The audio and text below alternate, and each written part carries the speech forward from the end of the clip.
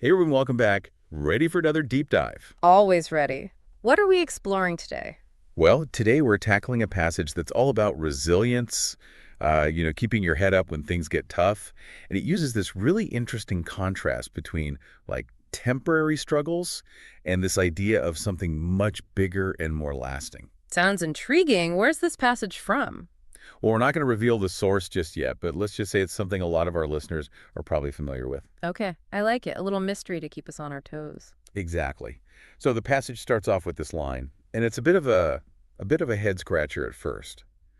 Though our outer self is wasting away, our inner self is being renewed day by day. What do you make of that? Hmm. I mean, on a surface, it seems kind of contradictory, right? Our outer self wasting away, but our inner self being renewed. Yeah, it's like, which one is it?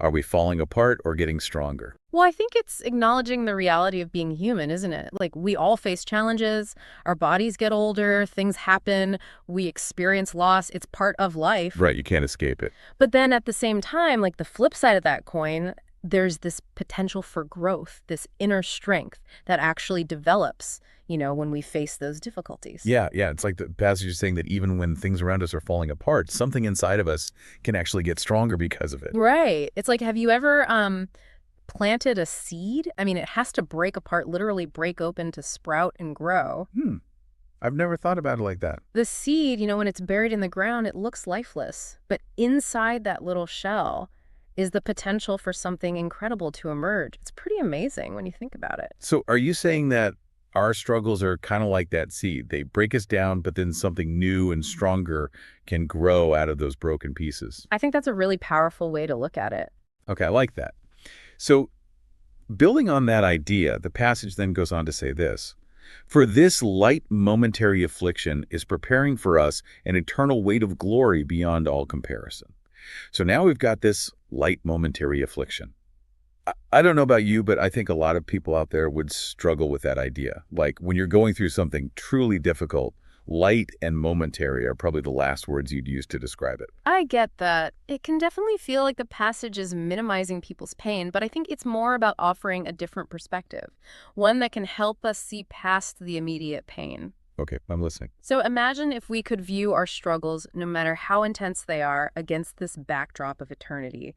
Suddenly they become, well, not insignificant, but temporary in a larger So sense. it's not that the pain doesn't matter, but it's about recognizing that it's not the whole story. Exactly. The struggles we're facing, they're shaping us, preparing us for something much bigger, something that endures.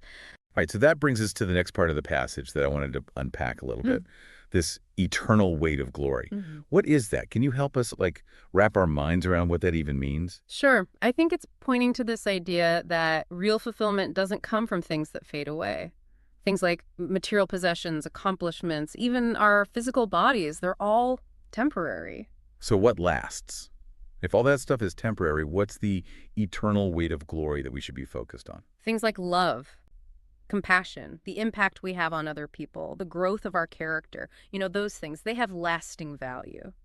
Interesting. So the passage is basically saying focus on the unseen, the stuff that really matters, the stuff that's going to last.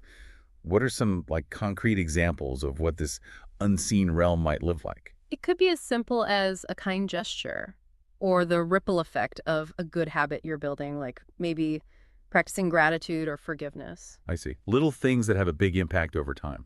Exactly. Or think about investing in your own personal growth or contributing to a cause that you really believe in. These are all investments in the unseen, the things that truly shape our lives and the lives of those around us. It's like we get so caught up in the day-to-day that we forget about the bigger picture. Yeah, totally. And shifting our focus from just what we see in front of us to the unseen, the stuff that's going on beneath the surface, it can totally change how we deal with challenges.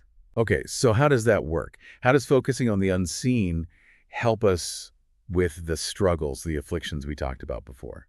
Well, when we can accept that our problems are temporary and that they're actually part of this bigger process of growth, it gives us the strength to keep going. It even helps us find meaning in the middle of it all. So we're not just surviving, we're actually becoming better because of the hard stuff. That's the idea. So to wrap it all up, it sounds like we're being challenged to really think about what we're putting our energy into. Are we going all in on things that will eventually disappear?